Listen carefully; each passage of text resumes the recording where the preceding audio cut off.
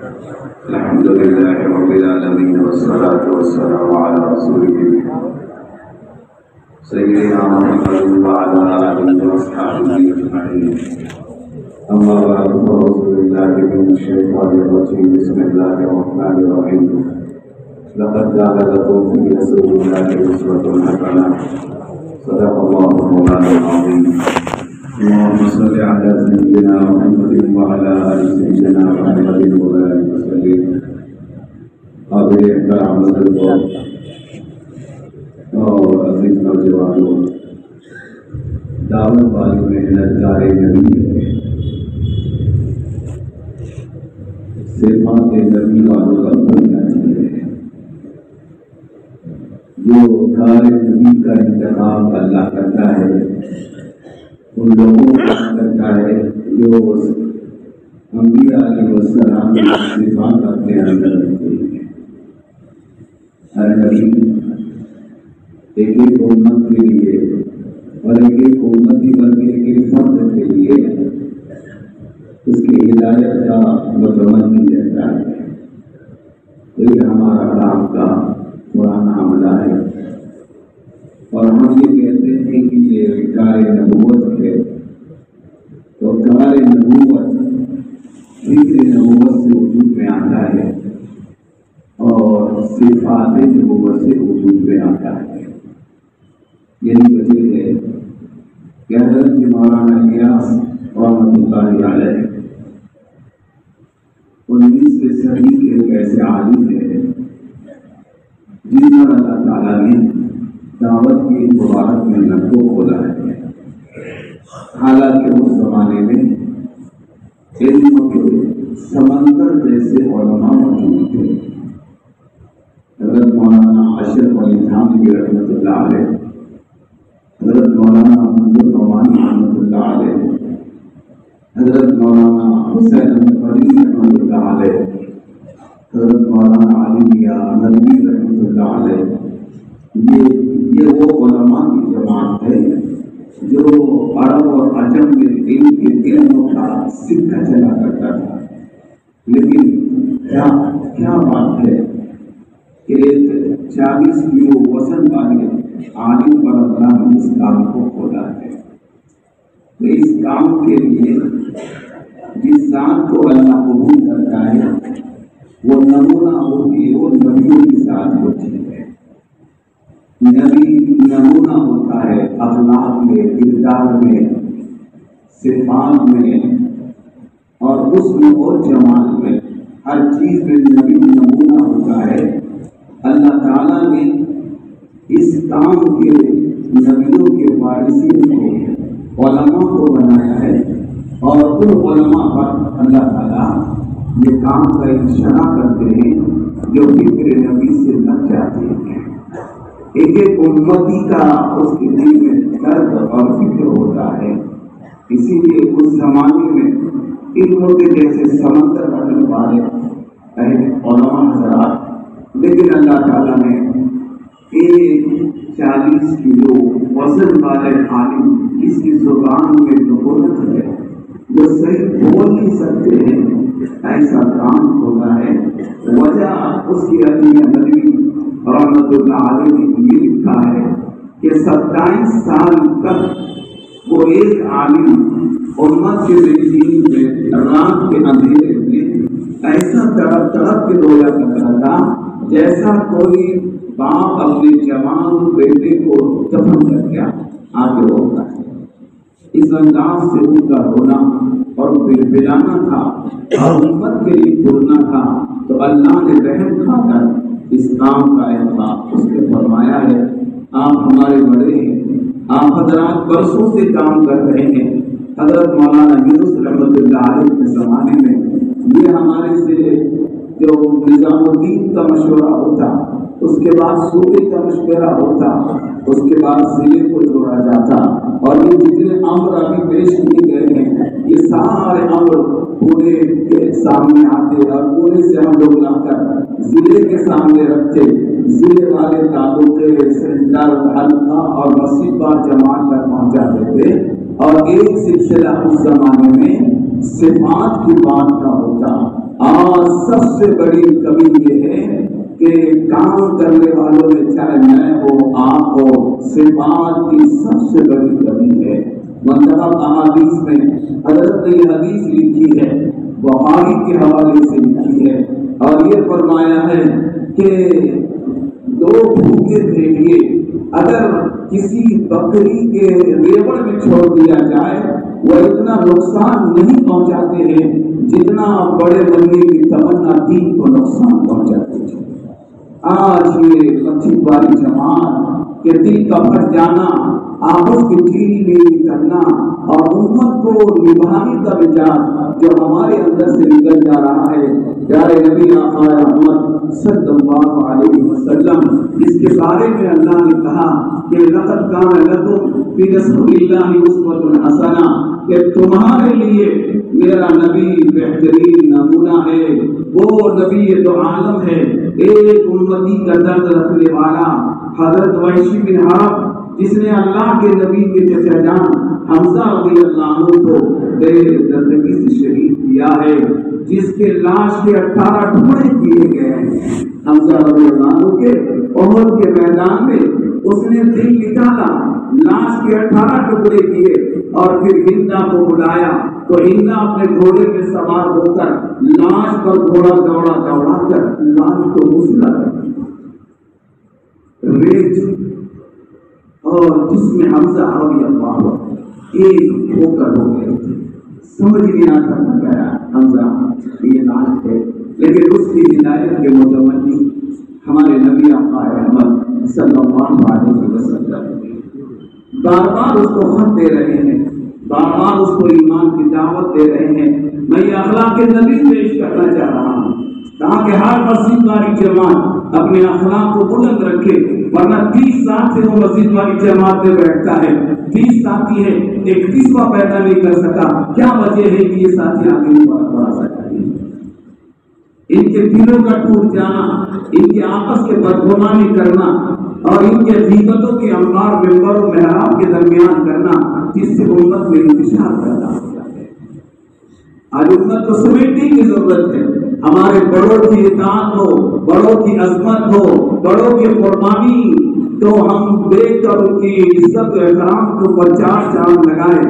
امت کے علماء جن سے ہم تک دین آیا ہے، وہ امت کے علماء جنہوں نے ایسی سوکھی روٹیاں اور پتلی دال کھا کھا کر علم نبوت کو لے کر آیا ہے، اور جگر ہے علماء کرام کا کہ 10 سال مدرسے میں پڑھ کر آتا ہے اور پھر وہ تبلیغی جماعت والے اور ہمارے جیسے لوگ وہاں جاتے ہیں، ان کے ماں باپ کا ذہن بناتے ہیں اور ان سے تشکیل کرتے ہیں، کرتے کرتے ماں باپ اپنے بیٹوں کی تشکیل کرتے ہیں۔ 10 سال عالم ماں سے دور رہنے والا سال کے لیے تیار ہو جاتا ہے۔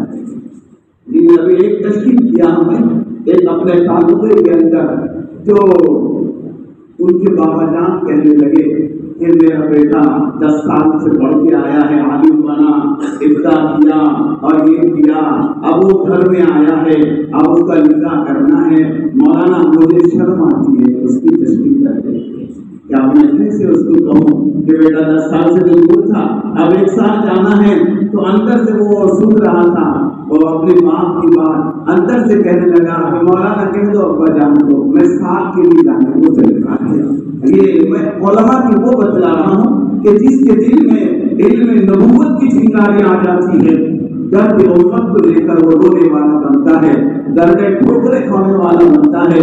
یہی وجہ ہے کہ ان لوگوں پر اسلام کا انشراح ہوتا ہے جو فکر نبی سے متصل ہوتے ہیں اور جو فکر نبی سے قریب ہوتے ہیں، اوصاف نبی سے قریب ہوتے ہیں اور اخلاق نبی سے قریب ہوتے ہیں اور امت کا درد رکھتے ہیں۔ تو وحشی بن حرب رسول اللہ دعوت دے رہے ہیں اور وہ انکار کرتے چلا جا رہا ہے۔ آپ نے 1 بار 2 بار 3 بار خط دیا، آخری میں ختم قرآن کی ختم قرآن کے آیت لکھی اور یہ کہا وحشی سن لو، میرا اللہ کہہ رہا ہے قل یا عبادی الذین اسرفوا لا تقنطوا من رحمۃ اللہ ان اللہ یغفر الذنوب جميعا انہ هو الغفور الرحیم۔ اللہ تعالیٰ کہہ رہا ہے جنہوں نے گناہ کیا، اپنی جان پہ ظلم کیا، وہ اللہ کے رحمت سے مایوس نہ ہو، اللہ انہیں معاف کرنے والا ہے، وہ غفور الرحیم ہے۔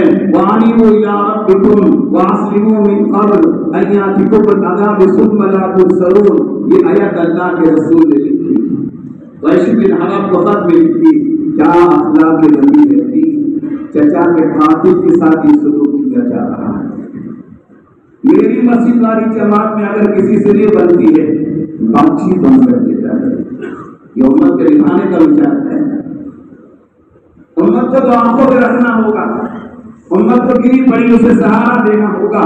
مسجد نبوی میں جاہل بدو پیشاب کر رہا ہے، صحابہ تڑپ رہے ہیں، لیکن رسول اللہ کہہ رہے ہیں رک جاؤ، اطمینان سے فارغ ہونے دو، اطمینان سے فارغ ہونے دو۔ جب فارغ ہو گیا تو ڈانٹا اور ڈپٹا کچھ بھی نہیں، اور اتنا کہا کہ بھائی یہ اللہ کا گھر ہے، ادب کی جگہ ہے، مسجد ہے، اس کو ناپاک نہیں کیا جاتا ہے، یہ ہمارے نبی کے اخلاق ہے۔ تو ہم جتنے نبی کے اخلاق سے قریب ہوں گے، اللہ اس کام کا انشاء ہم پہ توڑتا جائے گا۔ لہذا ہم ساتھیوں کی رعایت کریں، ہمارے قرآنوں کی قدر کریں، نئے ساتھیوں کی جو آگے بڑھ رہا ہے کام میں، چلا 4 مہینے سال لگا رہا ہے، ضرور وہ مجاہدہ کر رہا ہے، لیکن ہمارا پرانا وہ ساتھی ہے جو قربانی کے زمانے میں جمع تھا، جبکہ ڈنڈے مارے جا رہے تھے، اور مجاہدے کا وہ ایسا وقت تھا کہ آج کا زمانے کا 4 مہینہ اور اس زمانے کا 3 دن برابر نہیں ہو سکتا۔ اللہ نے اتنا اس میں وہ رکھا تھا۔ تو ہم ساتھی ایک دوسرے کا احترام کریں، ایک دوسرے کے لیے دعائیں کریں۔ اگر کوئی دور ہوتا جا رہا ہے تو اس کو دور نہ رکھے، بلکہ غائبانہ طریقے سے اس کے لیے دعا کرے، جیسے رسول اللہ ویشی بن حرب کے لیے دعا کر رہے ہیں، آپ خط دے رہے ہیں، لیکن ویشی بن حرب نے جب آخری خط پڑھا تو مدینہ منورہ آ گیا، نقاب پوش ہو کے آیا، کرتے کے جیسے اپنے چہرے کو نقاب میں چھپا کر آیا، سیدھا مسجد نبوی میں اللہ کے رسول صلی اللہ علیہ وسلم کی خدمت اقدس میں آ کے بیٹھ گیا۔ آنے کے بعد نقاب کھولا، جب آنے لگا لوگ سمجھے گے کہ عورت ذات ہے، پتہ نہیں یہ اللہ کے نبی کے پاس کیوں آ رہی ہے، لیکن جب آ کے جیسی چہرہ کھول دیا تو ویشی بن حرب تھے، تو حضرت عمر بن خطاب رضی اللہ عنہ تلوار لے کے کھڑے ہو گئے کہ یا رسول اللہ یہ آ گیا ہے، میں اس کی گردن تن سے اڑا دیتا ہوں۔ فرمایا عمر تلوار کو یہاں میں رکھ لو، اور ویشی بن حرب کو قریب کیا، ایمان کی دعوت دی اور اس کو کلمہ پڑھا کے سینے سے لگایا، اور یہ کہا عمر لو اس سے مل لو، اگر یہ ایمان سے پہلے تیری تلوار اسے قتل کرتی جہنم میں چلا جاتا، اب ایمان لایا ہے یہ تیرا بھائی بن گیا ہے۔ پھر اتنا کہا ویشی تو میرے سامنے مت آیا کر، تو اگر سامنے آتا ہے چچا جان یاد آ جاتے ہیں، لہذا میرے دل میں تیرے بارے میں کوئی خواہش نہ آئے، لہذا تو پیچھے رہا کر۔ ویشی بن حرب نے اتنی پابندی کیا اور دعا کہ یا اللہ تیرا نبی نے مجھے یہ کہا ہے، اب مجھ سے تو ایسا بھی کام لے لے جس سے نبی ناراض ہو جائے۔ وہی ویشی بن حرب ہے جس نے سید الشہداء حمزہ رضی اللہ عنہ کو شہید کیا، پھر اللہ نے اسی ویشی بن حرب سے وہ کام کیا جس نے جھوٹے نبوت کا دعویٰ کیا تھا، مسلمہ بن قذاب نے اسی نیزے سے اس کو بھی ہلاک کر دیا۔ اللہ نے اس سے بڑا کام کیا۔ تو آپ حضرات، میں تو چھوٹا آدمی ہوں، ہمارے بڑے یہاں موجود ہیں، مشورے سے یہ بات طے ہو گئی تھی، اس لیے میں چند باتیں عرض کر رہا ہوں۔ ہر ساتھی اپنے اندر عاجزی کا جذبہ پیدا کرے، چھوٹا بن کے کام کرنے والے بنے، اخلاق سے اپنے ساتھیوں کو قریب کرے، اور پورے مصلی اپنے مسجد والی جماعت کے ساتھی ہے۔ اگر کسی مسجد والی جماعت کے ساتھی سے گڑبڑ ہوتی ہے، اونچ نیچ ہوتی ہے، تو اس کو منظر عام پہ نہ لائے، بلکہ تنہائیوں میں اس کو دعا کرتے رہے، اس کو سمجھاتے رہے۔ دیکھو پرانا ہوتا ہے، پرانوں کا احترام اس کو قربانی سے کیا جاتا ہے، امین کی اطاعت ہو، پرانے ساتھی کی قدر ہو، اس سے بڑھ کر غلطی کیا ہوگی کہ ایک صحابی رسول نے فتح مکہ میں جانے سے پہلے رسول اللہ کے لشکر کی اطلاع فتح مکہ والے مشرکین کو دیا اور قریش کو دے دیا کہ ہوشیار رہو، رسول اللہ کا لشکر آ رہا ہے اور 10,000 کی جمعیت میں آ رہا ہے۔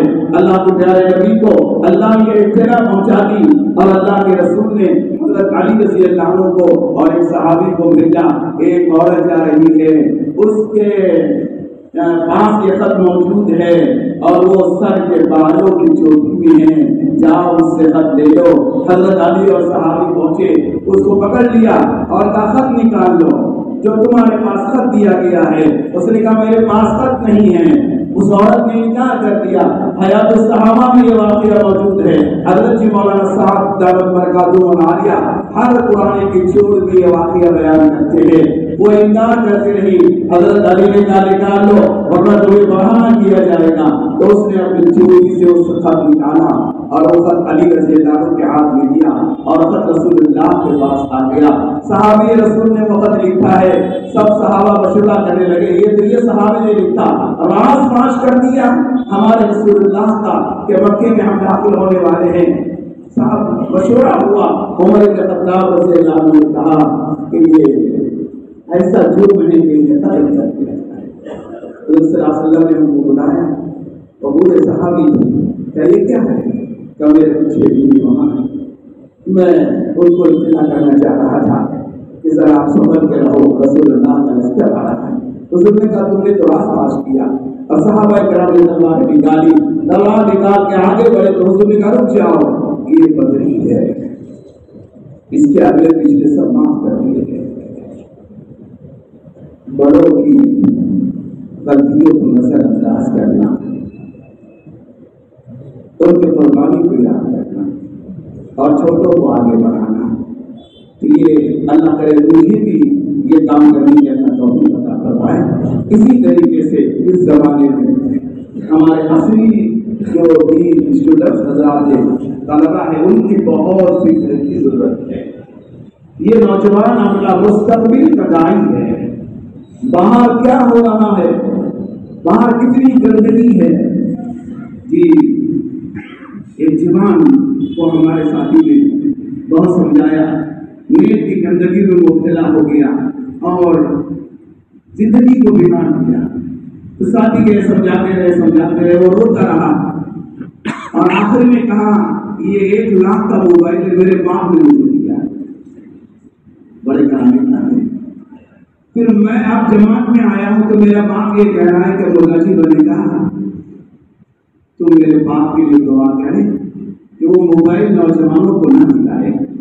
یعنی بڑوں کی بھی فکر کی ضرورت ہے، وہ اپنی اولاد کی نگرانی کرے، وہ اپنی اولاد کو رات کیسے گزارتے ہیں اور کب داخل سے آتے ہیں ان کی نگرانی کرے، ورنہ یہ ماحول ہے دین سے بیزار لوگ اپنی اولاد کو بھی دین سے دور کرنا چاہتے ہیں۔ ہمارے دعوت کے ساتھی اور ہمارے بڑے اس کے لیے بڑے فکر مند ہیں کہ سال میں 2 مرتبہ اس کے جوڑ کیے جاتے ہیں۔ 26 جنوری 15 اگست کو ایسے دینی طلبا کے 2 جوڑ ہوتے ہیں، ایک ابتدائی سال میں جوڑ ہوتا ہے جس میں کام کی ترتیب اور ترتیب بتائی جاتی ہے، اور ابھی تشکیلی جوڑ ہو رہے ہیں ماشاءاللہ۔ اورنگاباد میں تشکیلی جوڑ ہوا، بہت جماعتیں بنی، جالنے میں ہوا، جلگاؤں میں ہوا، بہت جماعتیں بنی، اگر وہ ہونے والا ہے تو ہمارے علماء حضرات اس کی فکر کرے اور ہر پرانا ساتھی ہمارے محلے کے مسجد کے قریب رہنے والے علماء سے غربت کرے، ان کو آگے بڑھائے، کیونکہ یہ ہمارے علماء ورثۃ الانبیاء ہے۔ حدیث پاک میں آتا ہے، تفسیر کبیر میں یہ روایت موجود ہے کہ جب اللہ تعالیٰ قیامت کے دن سب کو شفاعت کا حضور کی شفاعت سے بخش دے گا، معاف کرے گا، جنت میں داخل کرا دے گا، علماء کی جماعت کھڑی رہ جائے گی، سبھی چلے جائیں گے، آخر میں علماء کھڑے رہیں گے، ان کے دل دھڑکیں گے کہ اللہ ہمیں آپ کا پڑھ لے گا، اب اللہ ہمارے ساتھ کیا معاملہ کرے گا۔ آخر میں اللہ کہے گا علماء کہاں ہے، علماء کی جماعت آگے آئے گی، ابھی گھبرائیں گے کہ اب اللہ ہم سے کیا معاملہ کرے گا۔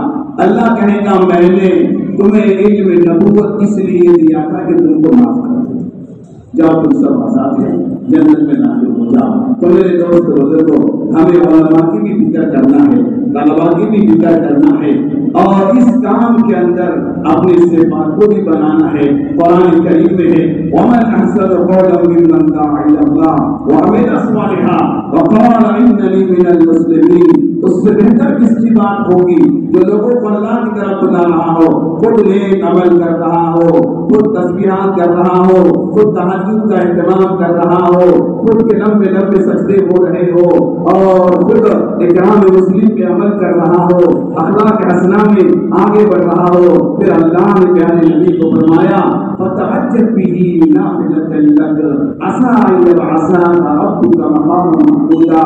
میرے پیارے تہجد کا اہتمام کرو، یہ تمہارے لیے زائد ہے، اس سے اللہ تمہیں مقام محمود تک پہنچا دے گا۔ بقول حضرت جی مولانا یوسف رحمۃ اللہ علیہ کے اس کام کے دو پر ہے جس سے دائی پرواز کرتا ہے، ایک وقت سحر کی دو رکعت تہجد ہے، دوسرا ذکر کی کثرت ہے۔ جتنا ذکر کی کثرت ہوگی زبان میں تاثیر آ جائے گی، جتنے ذکر کی کثرت ہوگی جس سے ملاقات کریں گے اس کا دل نرم ہو جائے گا، اور رات میں رو کر اللہ کے سامنے رو کر امت کے بے دینی پہ رونا یہ دائی کے پرواز کرنے کے پر ہوتے ہیں، جس سے اللہ اس کو آگے بڑھاتا ہے۔ کریں گے تو انشاءاللہ سب ساتھی تیار ہیں،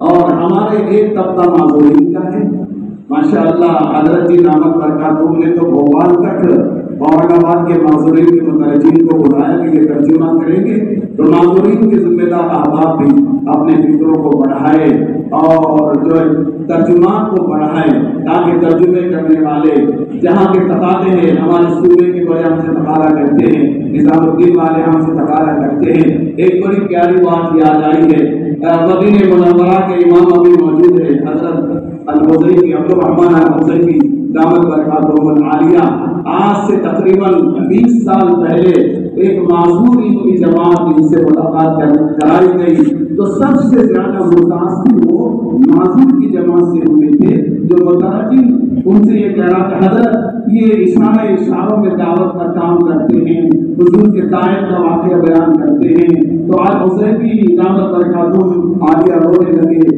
کہنے لگے کہ آپ اللہ کے پاس کیا جواب دے گا، دیگر زبان کے لوگ کام کر رہے ہیں تو زبان والوں کی پکڑ ہوگی نہیں ہوگی، اس لیے ہم بھی تیار رہے اور معذورین حضرات اپنے ترجمان کو آگے بڑھاتے رہے، تاکہ معذورین کے اندر بھی کام اللہ تعالیٰ زیادہ سے زیادہ پہنچائے، اور معذورین حضرات سے بہت فائدہ ہوتا ہے۔